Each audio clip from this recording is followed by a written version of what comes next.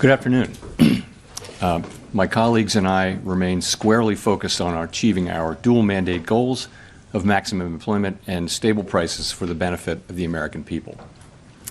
Although some important federal government data have been delayed due to the shutdown, the public and private sector data that have remained available suggests that the outlook for employment and inflation has not changed much since our meeting in September. Conditions in the labor market appear to be gradually cooling, and inflation remains somewhat elevated.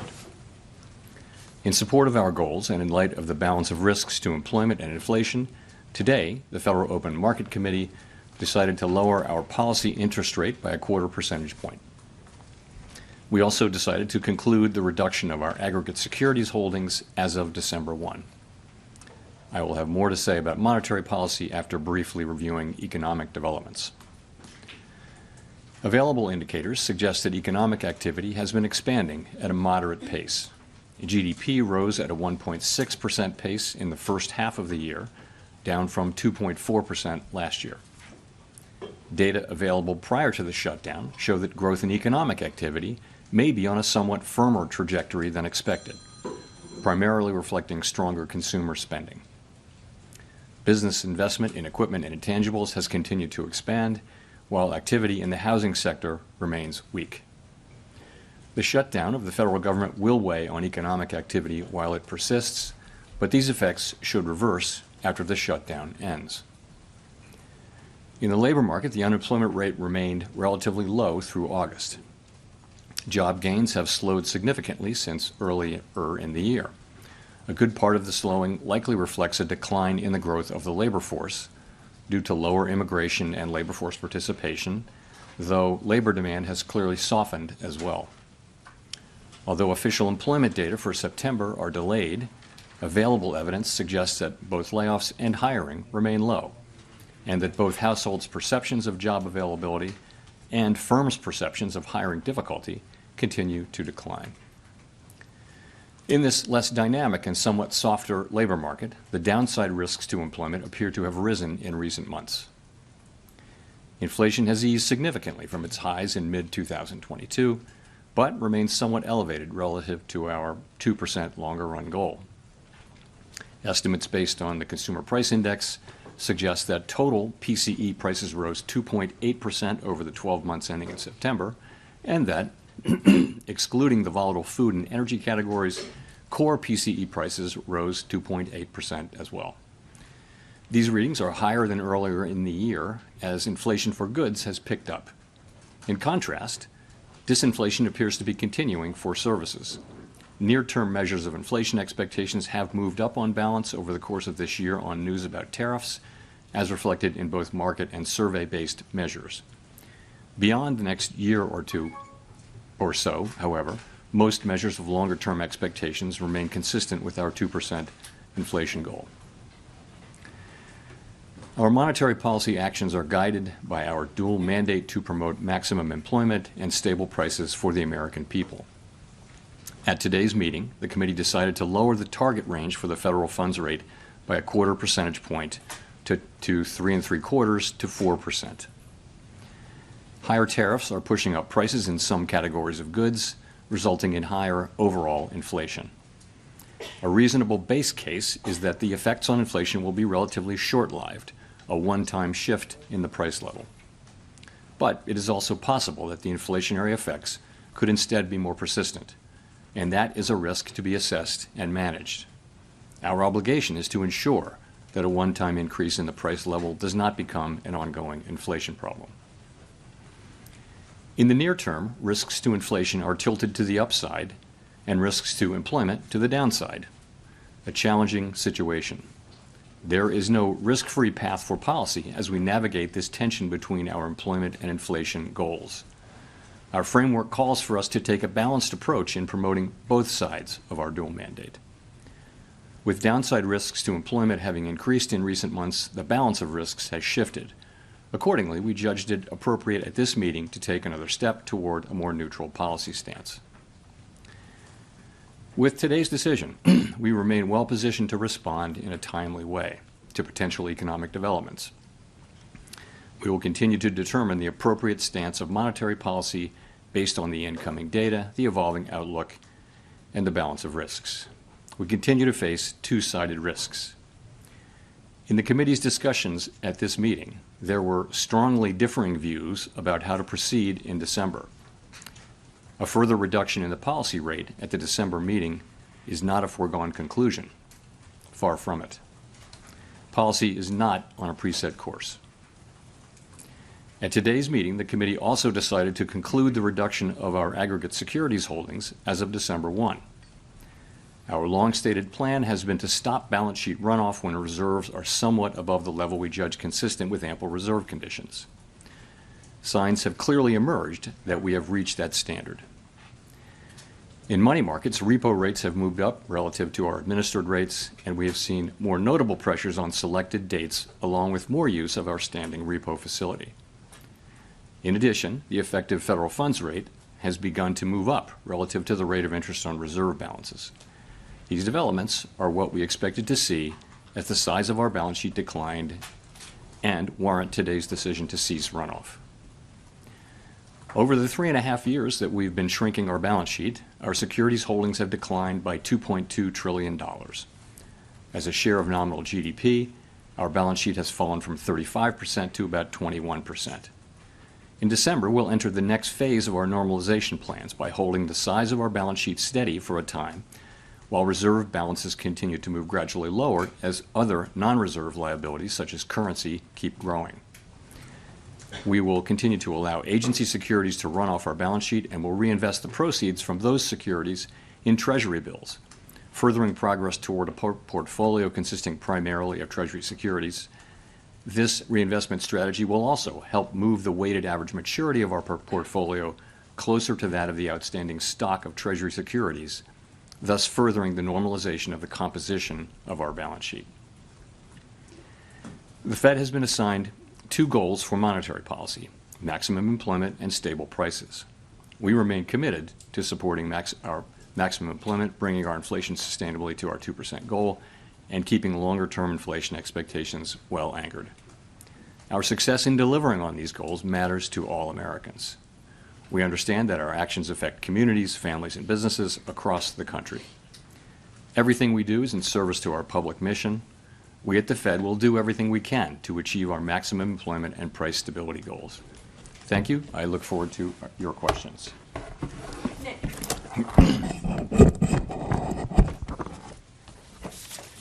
Nick Timmeros of the Wall Street Journal. Chair Powell, are you uncomfortable with how market pricing has assumed a rate cut is a foregone conclusion at your next meeting? Well, as I just mentioned, a further reduction in the policy rate at the December meeting is not a foregone conclusion, as I've just said. So I would say that that needs to be taken on board. We had, I would just say this, 19 participants on the committee. Everyone works very hard at this and takes their obligations to serve the American people very seriously. And at a time when we have tension between our two goals, we have strong views across the committee. And as I mentioned, there were strongly differing views today. And the takeaway from that is that we haven't made a decision about December. And we're going to be looking at the data that we have, how that affects the outlook and the balance of risks. And I'll just say that. You and some of your colleagues have framed last month and maybe today, I won't put words in your mouth, there's a risk management exercise. At what point do you conclude that you've taken out enough insurance? Are you looking for some kind of improvement in the outlook, or could this unfold along the lines of last year, where you made a sequence of adjustments and then waited to gather more information? So the way I've been thinking about it is the risks to the two goals. For a very long time, the risk was clearly of higher inflation. And then that has changed now.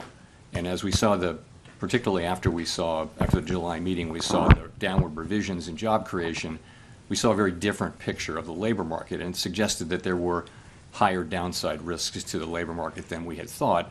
And that suggested that policy, which we had been holding at a I would say modestly, other people would say moderately restrictive level, needed to move more in the direction over time of neutral. If the two goals are sort of equally at risk, then you ought to be at neutral, because one of them's calling for you to hike and one of them's calling for you to cut. So if that got back into balance, then you'd want to be roughly at neutral. So in that sense, it was a risk management. And I would say the same about today, sort of the same logic. But as I mentioned, going forward is a different thing. Claire. I'm Claire Jones, Financial Times. Thank you for taking this question. We've just heard from you that the discussion in December and the conclusion of the discussion is not a foregone conclusion.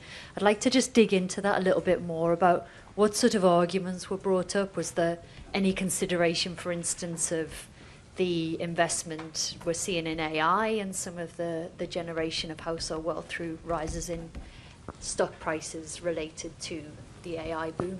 Thank you. You know, I wouldn't say that's a factor in everyone's assessment of the economy. I wouldn't say it's the driving factor. I don't think for anybody. You know, I guess I would say it this way. Once again, I would just point out that we have the situation where the risks are to the upside for inflation and to the downside for employment. We have one tool. It can't do both of those. You can't address both of those at once. You've got a very different situation. So you have some people have different forecasts, right? So they'll forecast faster or slower progress on one or the other. And they also have different levels of risk aversion. And, you know, some will be more averse to inflation overruns, and some will be more averse to underruns of employment.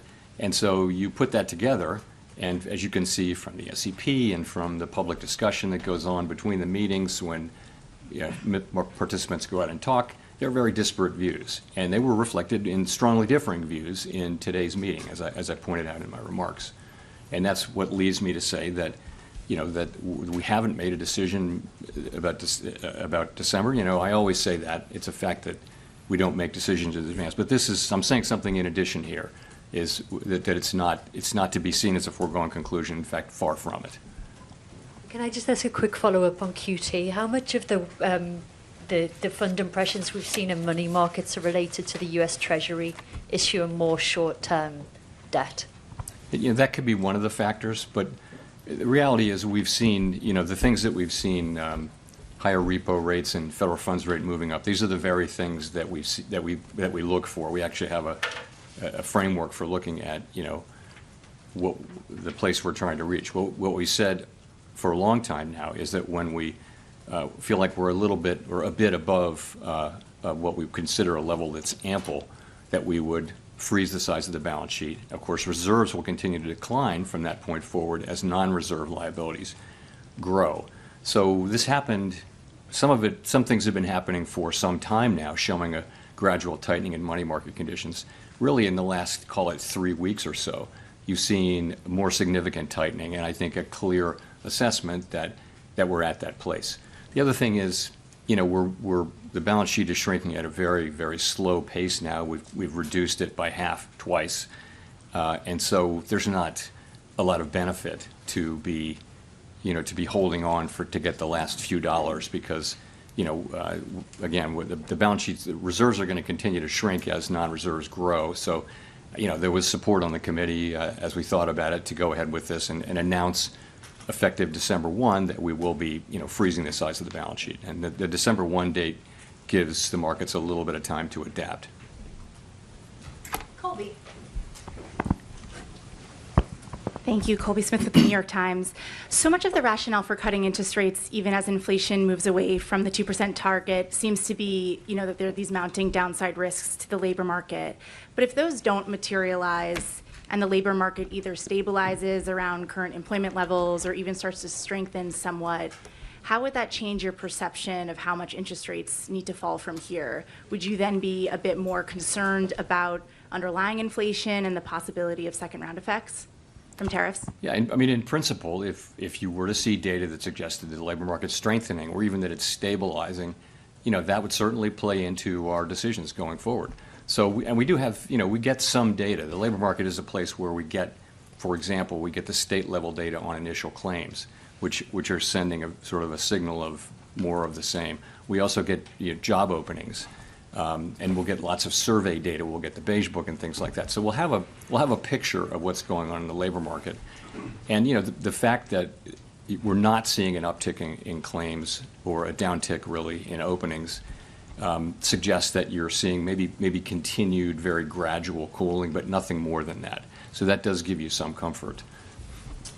But if this shutdown lasts a while longer and you don't have that data in hand, I'm just wondering how that hinders the committee's ability to assess the state of the labor market and make the right policy decisions, and also how much is that factoring into the debate about December? Yeah.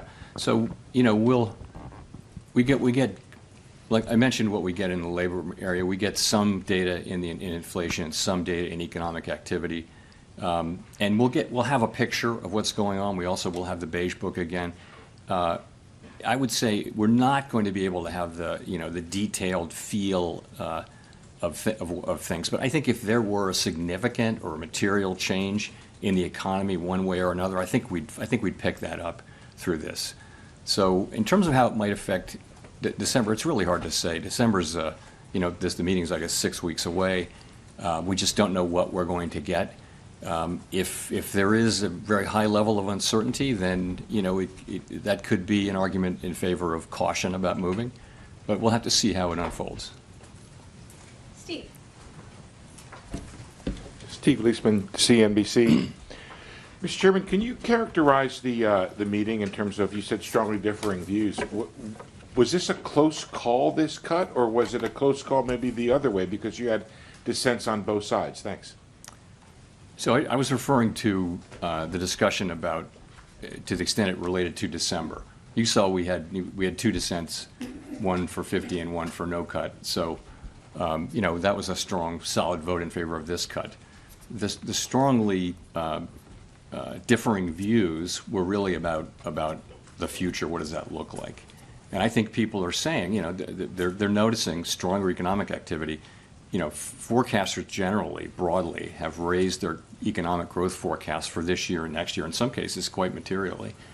In the meantime, we see, a labor market that's kind of, I don't want to say stable, but it's not clearly in motion. It's not clearly declining quickly in any case. It may be just continuing to gradually cool. And again, people have different forecasts and expectations about the economy and different risk tolerances. And so there's you read the SEP, you read the speeches, there are differing views on the committee, and to the point where I said what I said. And just to follow up on the balance sheet, if you stop the runoff now, does that mean you have to go back to actually adding assets sometime next year so that the balance sheet doesn't shrink as a percent of GDP and become a tightening factor? So you're right. The place we'll be on December 1 is that the size of the balance sheet is frozen. And as mortgage-backed securities mature, we'll reinvest those in Treasury bills, which will foster both a more Treasury balance sheet and also a shorter duration. So that's what. In the meantime, if you freeze the size of the balance sheet, the non-reserve liabilities, currency, for example, they're going to continue to grow organically. And because the size of the balance sheet is frozen, you have further shrinkage in reserves. And reserves is the thing that we're managing that has to be ample. So that'll happen for a time, but not a tremendously long time. We don't know exactly how long. But at a certain point, you'll want to start reserves to start gradually growing to keep up with the size of the banking system and the size of the economy. So we'll be adding reserves at a certain point, and that's the last point. Even then, we didn't make decisions about this today, but we did talk today about the composition of the balance sheet, and there's a desire that the balance sheet be right now it's got a lot more duration than the outstanding universe of Treasury securities, and we want to move to a place where we're closer to that duration. That'll take some time. We haven't made a decision about the ultimate endpoint, but we all agree that we want to move more in the direction of a balance sheet that more closely reflects the outstanding treasuries, and that means a shorter duration balance sheet. Now, this is something that's going to take a long time and move very, very gradually. I don't think you'll notice it in market conditions, but that's the direction of things. Janelle. Janelle Marte with Bloomberg. How are officials interpreting the latest CPI report? So some components came in lower than expected, but core inflation was still at 3%. So at this moment, what are you learning about the drivers? And also, do you view that the risks are greater that the Fed makes a mistake on employment or inflation? So, okay, so the September CPI report, we didn't get PPI after that, which is important for translation into what we look at, which is PCE inflation, but we can still make a pretty good assessment of what that will be. When we get PPI, there might be some adjustments, but so directionally, it was a little softer than expected, and we always break it down into the three components. So basically, you've seen goods prices increasing, and that's really due to tariffs. And that's compared to a longer run trend of very, very mild deflation in goods. So that's moving inflation up. On the other side of that, good news that housing services inflation has been coming down and is expected to continue to come down. So if you remember a couple of years ago, that's the one that we kept expecting it to do that. Now it's been doing that for some time, and we expect to continue that. That leaves the biggest category is services other than housing services. And that's kind of been moving sideways over the last few months, but a significant part of that is non-market services, and we don't take a lot of signal about the tightness of the economy from that. So if you add all that up, a couple things to say. One is that inflation away from tariffs is actually not so far from our 2% goal. We estimate, people have different estimates of what that is, but it might be, 5 or 6 tenths, and so that if it's 2.8, then core PCE, not including tariffs, might be 2.3 or 2.4 in that range, something like that. So that's not so far from your goal. So that we look at that, and the thing about tariff inflation is the base case is that it will come, and it probably will increase further. But it is that it will be a one-time increase. And, we've been very focused for all of this year at making sure that that's the case and thinking carefully about what are the pathways through which it could become something else, troublesome inflation. One of those would be, a really tight labor market. We don't see that. Another could be inflation expectations moving. We don't see that. So I think, we're watching this very carefully. I think it's not the case that we're just assuming that it's going to be a one-time inflation. We understand fully that this is a risk we have to monitor and ultimately manage. With the stubborn in services inflation, what are some of the things that the Fed could do to address that, and especially when we're seeing potentially labor supply challenges? Sorry, say the first. The stubborn services inflation that you mentioned. Services inflation, yeah. Well, again, the part of services inflation that isn't coming down as we would like it to is the non-market part of non-housing services. And overall, that's just something that we expect will come down. The non-market part of it should come down. It largely reflects higher stock prices and financial services that are imputed rather than actually paid is a big part of that. But also just, we think policy is still modestly restrictive in my telling. So that's the kind of thing that should lead to a gradually cooling economy. That's one of the reasons you see a gradually cooling labor market, is because the Fed policy is modestly restrictive. So that should also help get that. I want to say, though, we're absolutely committed to returning inflation to 2%. If you look at longer-term surveys or market pricing, you will see that's a credible commitment, and there should be no question that that's where we're going. Chris. Great, thank you. Chris Rugaber at Associated Press. So there's a big investment boom in AI infrastructure right now, as you know, and wondering if the existence of such a boom would indicate that rates are not that restrictive after all, and could further rate cuts at this point perhaps fuel an excess level of investment there or market bubbles. How is the Fed thinking about that? So I don't think that you're right. There are a lot of data centers being built and other investments being made around the country and around the world, and big U.S. companies are just investing a lot of resources in thinking about how AI which will be based on those data centers, run through those data centers, is going to affect their businesses. So it's a big deal. I don't think that the spending that happens to build data centers all over the country is especially interest sensitive. It's based on longer run assessments that this is an area where there's going to be a lot of investment and that's going to drive higher productivity and that sorts of things. I don't know how those investments will work out, but I don't think they're particularly interest sensitive compared to some of the other sectors. And then just a quick follow-up. You mentioned that you do have data that you're looking at for inflation and growth in the absence of government data. Could you give us a sense? I think we know a lot about the jobs data that's out there. Can you give us a sense of what you're looking at to track inflation in the absence of government data? Thank you. So it's a lot of things, and it doesn't replace government data, but you know all of these. I'll just mention some of the many names: Price Stats, Adobe, and others. For wage inflation, there's ADP data. On spending, you're going to ask about spending at some point. There are lots of other things that we look at, but it's many different sources, and again, including what we get out of the Beige Book, which will be sort of come out mid-cycle as always. And it doesn't replace the government data, but it gives us a picture. Again, I think if something material were happening, if there were material developments, I think we would pick that up.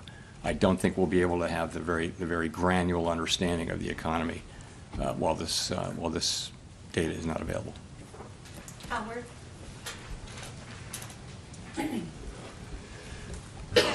Howard Schneider with Reuters. Thank you. I just wanted you to elaborate a little bit on what you said a moment ago about the continued shutdown, making it more difficult to make a move in December, and that may make you more cautious.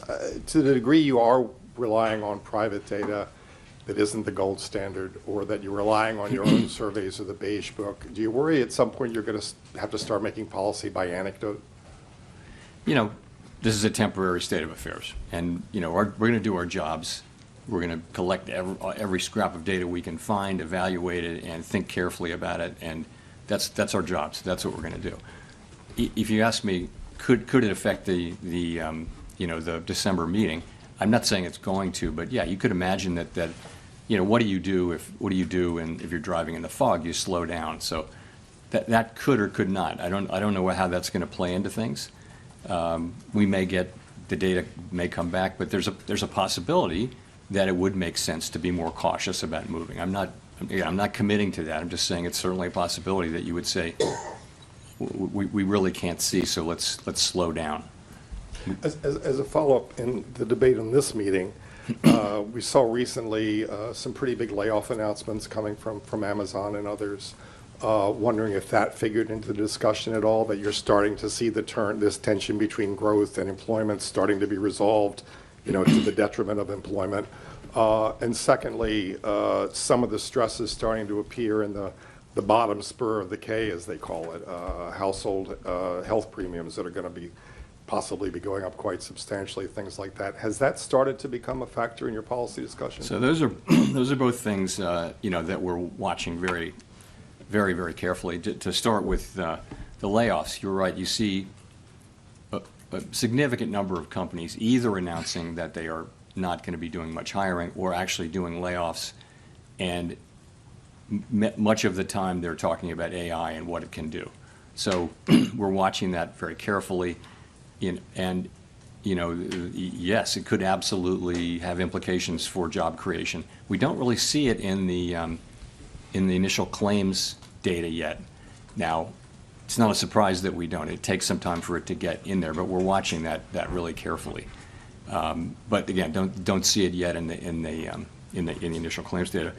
On the K-shaped economy thing, I would say the same thing or similar thing.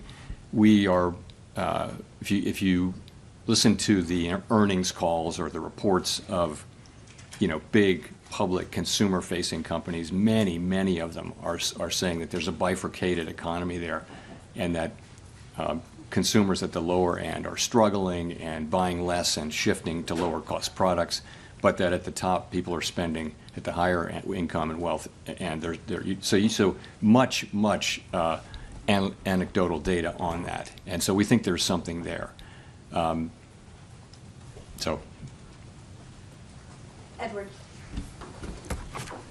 Thank you. Edward Lawrence with Fox Business. So, Mr. Chairman, I want to take another crack at the further reduction of rates is not a foregone conclusion. So in December, you said far from it. So if a cut might not be on the table for December because of lack of data, what does the other concerns then stem from? So if it's not lack of data as the reason December is not a foregone conclusion, what other things could be the concern then? Well, the perspectives of people on the committee that, we've now moved 150 basis points, and that we're down into, you're into that range between 3 and 4 where many estimates of the neutral rate live in that 3 to 4% area. You're there now. You're above the median number for the committee, but I think there are people on the committee who have higher estimates of the neutral rate, and that's you can argue these positions since it can't be directly observed, the neutral rate. So, I think for some part of the committee, it's time to maybe take a step back and see whether there really are downside risks to the labor market, or see whether in fact the growth that the stronger growth that we're seeing is real. Ordinarily, the labor market is a better indicator of the momentum of the economy than the spending data. That's the lore. In this case, that gives a more downbeat read. So people just have, again, we've cut 50 more basis points in the last 2 meetings, and there's a sense like, from some, let's pause here, kind of thing, and a sense from others wanting to go ahead. But that's why I say differing views, strongly differing views. So on that division then you're talking about going forward, so what's more important in this division? Is it inflation risks, is it employment risk, or is there a deeper philosophy division among the board?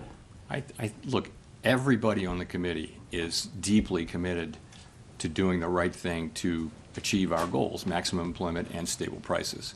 You have differences on how to do that, and as I mentioned, some of that is different forecasts, but a lot of it is also different risk aversions to the different variables, which is common through all Federal Reserves. People just have different risk tolerances, let's say. So that leads you to people with disparate views. You will know that from the speeches you've been listening to from my colleagues, and so we're at a place now where we have in fact cut 2 more times. And we're 150 basis points closer to neutral, wherever that may be, than we were a year ago. And so there's a growing chorus now of feeling like maybe this is where we should at least wait a cycle, something like that. That's what it is. It's just what you think it would be. It's and again, you've seen it in the September Summer of Economic Projections. You've seen this in the public remarks of FOMC participants, and now I'm telling you that's what you can expect that in the minutes. And I'm just telling you that's what happened in the meeting. Elizabeth. Thank you so much. Elizabeth Scholzley with ABC News. What is your explanation for why the job market is weakening right now, and what will this rate cut do to improve the job market? So I think there are 2 things affecting the job market, and one of them is just a dramatic reduction in the supply of new workers.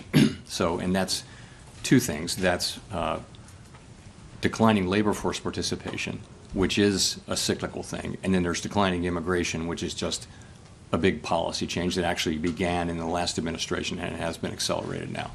So a big part of the whole story is that supply side story. Okay. In addition, labor demand has declined, and the unemployment rate has gone down, meaning that demand for workers has gone down a little more than supply. So that's what's going on, but it is mostly a supply function. It's mostly a function of the change in supply, I think, and many people think. So the question then is, what does the our tool do, which supports demand, and and I would just say, when you're in a situation where job creation, if you adjust for likely overcounting in the way that BLS does its work, is pretty close to 0. So maximum employment doesn't, on a sustainable basis, doesn't, if you're creating zero jobs, if it's in equilibrium, if it's in balance, it's a pretty, as I said before, a pretty curious balance. So, I thought, and many of my colleagues thought, in fact, you've seen the last two meetings, that it was appropriate for us to react by supporting demand with our rates. And we've done that. We've reduced so that rates are looser. I wouldn't say that they're accommodative right now, but they're meaningfully less tight than they were. And that should help so that at least the labor market doesn't get worse. Though it's a complicated situation, and some people argue that this is supply and we really can't affect it much with our tools, but others argue, as I do, that there is an effect from demand and that we should use our tools to support the labor market when we see this happening. You also talked about tariffs causing a one-time price increase. Should American household consumers expect that inflation will continue to go up this year because of those tariffs? So the basic expectation is that there will be some additional increase in inflation because it takes a while for tariffs to work their way through the production chain and finally get to consumers. And we see this now from the tariffs that were put in place now many months ago. We see those effects, but if you put tariffs in effect, and they've been coming into effect consistently in February, March, April, May, and that's all happening. So that'll continue to happen for some time, probably into the spring. These are not big increases, though. These are a tenth or so on inflation. They may be big increases on a particular product that's been tariffed, but overall, these are fairly modest. I think some projections go, we're at 2.8% inflation. You might get 2 or 3 more tenths or 4 more tenths maybe. But then, as all of the tariffs are in, they stop generating inflation. You've had a one-time price increase. As long as you're not, at least this is the theory, this is how we believe and hope that it will work out. Once the last tariff is put on something, at that point, it becomes a higher price level, but it stops going up, if you will. Prices stop going up. They'll just be at that level. And then measured inflation will come back down to non-tariff inflation. As I mentioned, non-tariff inflation is not so far from 2% now. Now, consumers are not interested in that story. Their prices are higher. More than that, the reason they're so unhappy about inflation is the inflation that we had in 2021, 2, and 3. Because you can say that prices aren't going up as much, but that doesn't mean people aren't feeling those higher prices from the inflation we had 2 or 3 years ago. They are, and that's, I think, a large part of why the public, if you sample people, inflation is still very much making people quite unhappy. Even, and it's nice that, that prices are not going up as fast as they were, but they're still much higher than they were. And it'll take some time for that effect to wear off. As real incomes rise, it will feel better over time, but that's going to take time. Michael McKee from Bloomberg Television and Radio. Do you have any concerns that equity markets are or are close to being overvalued at this point? We don't look at any one asset price and say, hey, that's wrong. It's not our job to do that. We look at the overall financial system, and we ask whether it's stable, whether it could withstand shocks, right? So, banks are well capitalized, while some households are clearly under stress. In the aggregate, households are in good shape financially, relatively manageable levels of debt. At the lower income spectrum, you are seeing rising defaults, particularly around subprime auto, but nonetheless, in the aggregate, pretty good. You don't see too much leverage in the banking system or the financial system. It's a mixed picture, but it's not an overly troubling picture. And again, I'm not. It's not appropriate. We don't set asset prices. Markets do that. Well, you must be well aware that by lowering interest rates, you're contributing to additional asset price increases. And I wonder how you balance the idea that lowering rates would help the labor market with the reality that it seems more likely to be stimulating increased investment in AI, which is the rationale for thousands of job cuts that have been announced in the last few weeks. Yeah, I don't think interest rates are an important part of the AI of the data center story.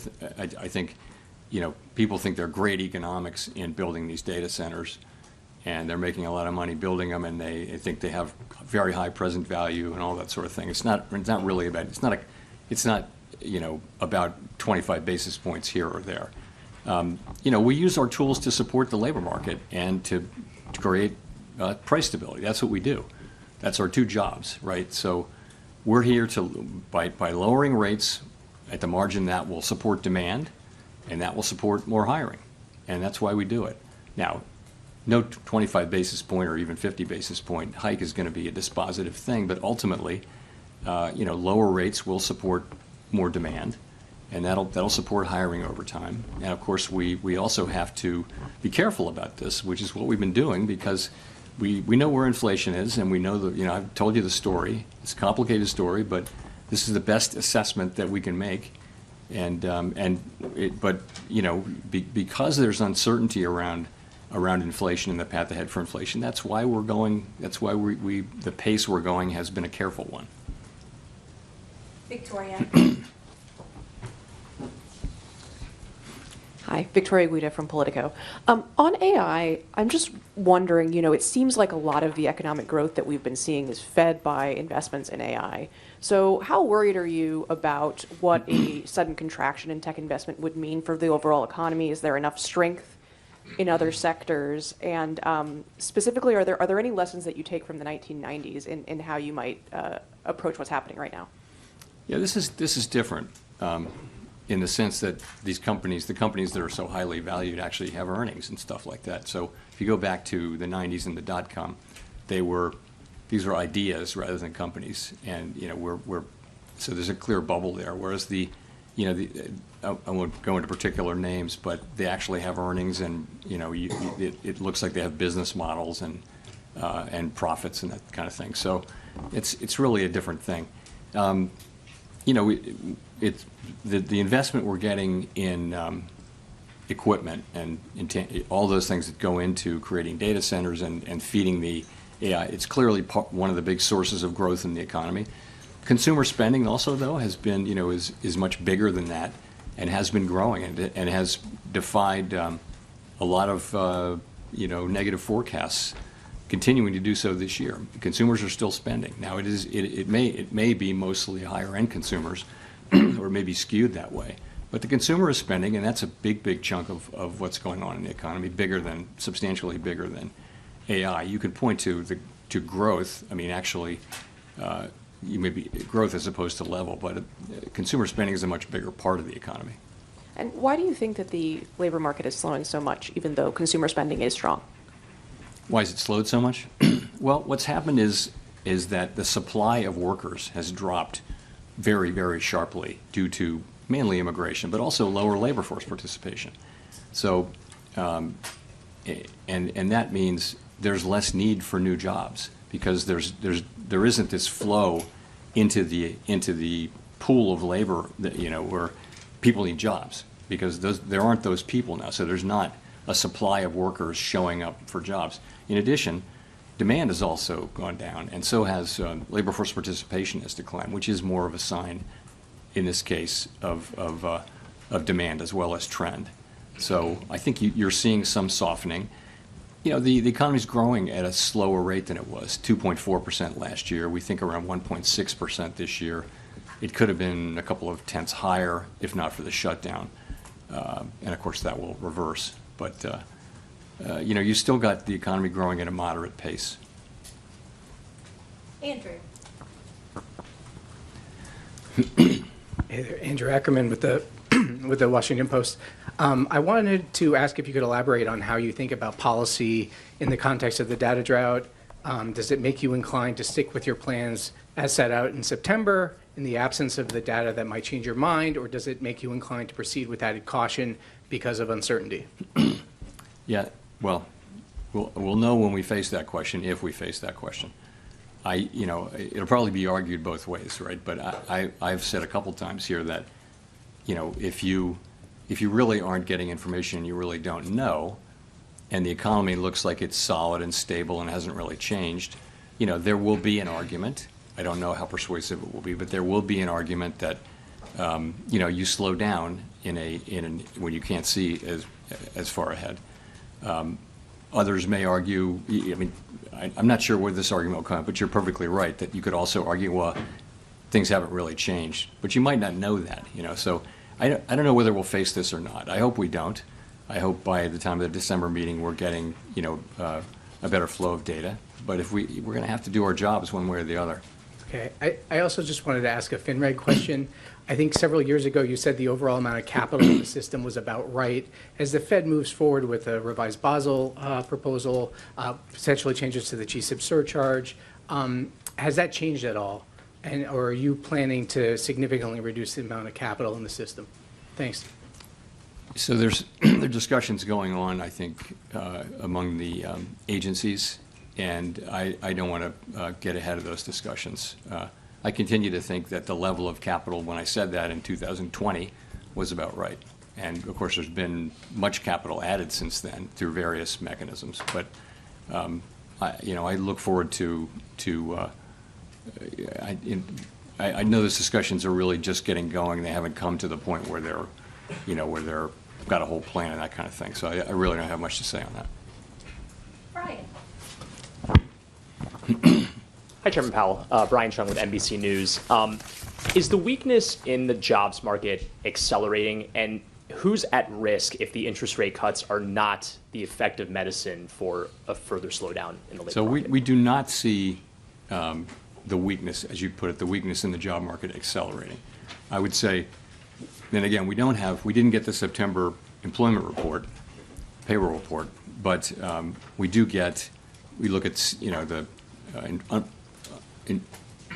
unemployment insurance claims, initial claims, are reported at the state level, and we still get those, and we can accumulate them and get the national number. And there's really, no story. You can look at the numbers. Same thing with the job openings we get from Indeed. There's just no story over the last 4 weeks. It's kind of stable. So you don't see anything that says that the job market is, or really any part of the economy is making a significant deterioration. Don't see that.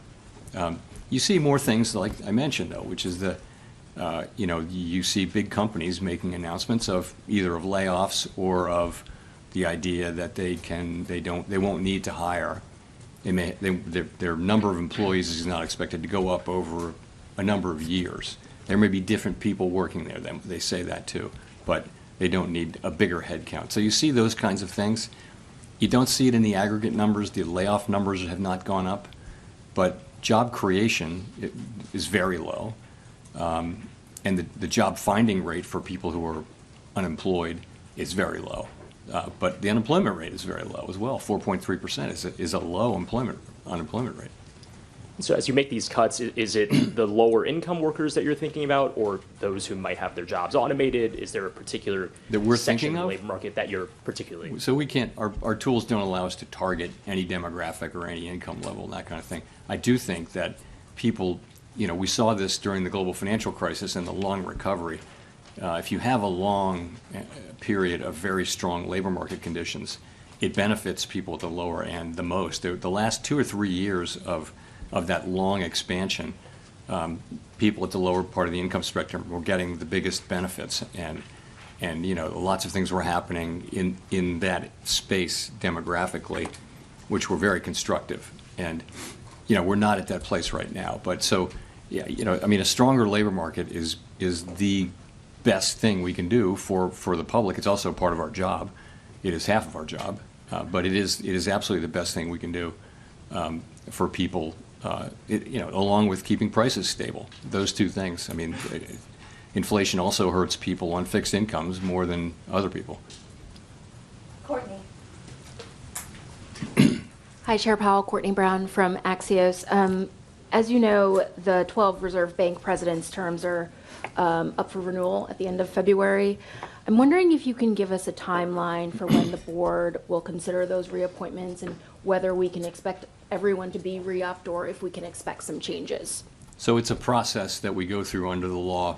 The way the law works is we have a reappointment process every 5 years for all of the reserve, each of them and all of them. We're in the middle of that process, and we're going to complete it in a timely way. And that's really all I can say. Okay, thank you.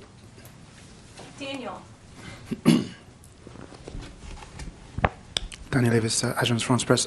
You've now had dissents in 3 consecutive FOMC meetings, but in this meeting you had dissents going in both directions, and you've just mentioned there's strong disagreement over the future path of rate cuts.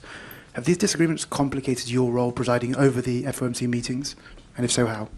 I wouldn't say that, no. I think you have to take what comes, and what comes right now is a pretty challenging situation where we have, first of all, we have 4.3% unemployment. We have an economy that's growing close to 2%. So, overall, it's a good picture. It's a good picture. But in terms of our policy, we have upside risks to inflation, downside risks to employment, and this is a very difficult thing for a central bank because, one of those calls for rates to be lower, one calls for rates to be higher. We can't do both, so we have to balance the two. And so it's a challenging thing, and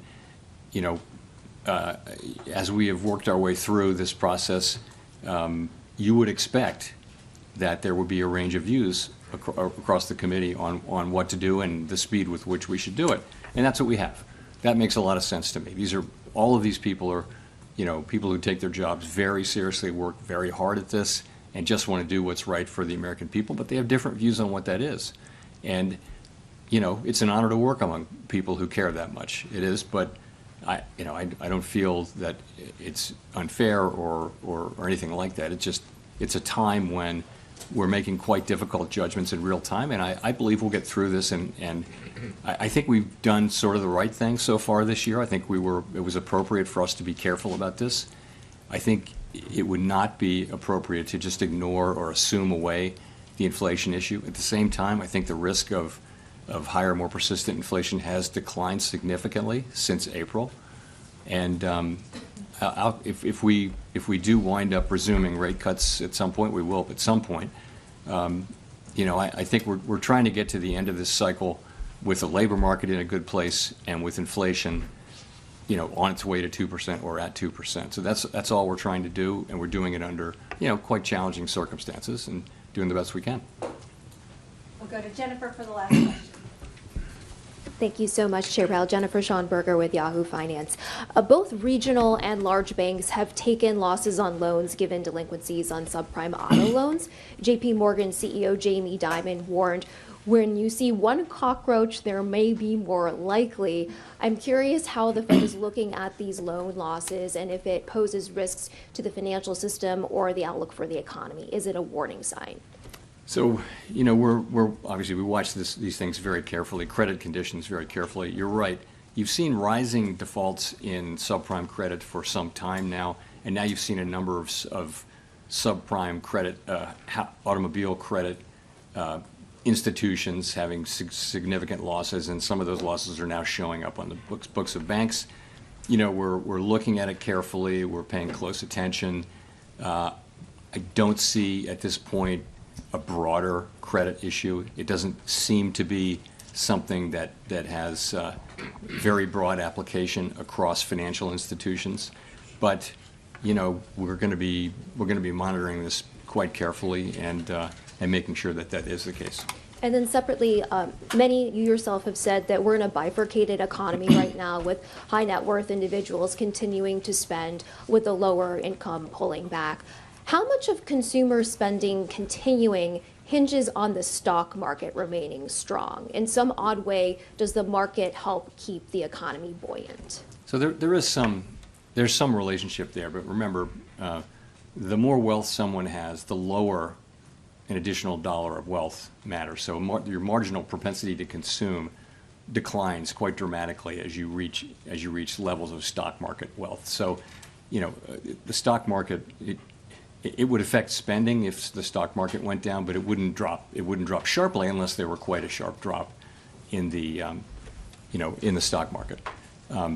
People at the lower end of income and wealth have a much higher marginal propensity to consume of an incremental dollar of income or wealth, but they don't have the stock market wealth. So I think it's certainly a factor supporting consumption right now.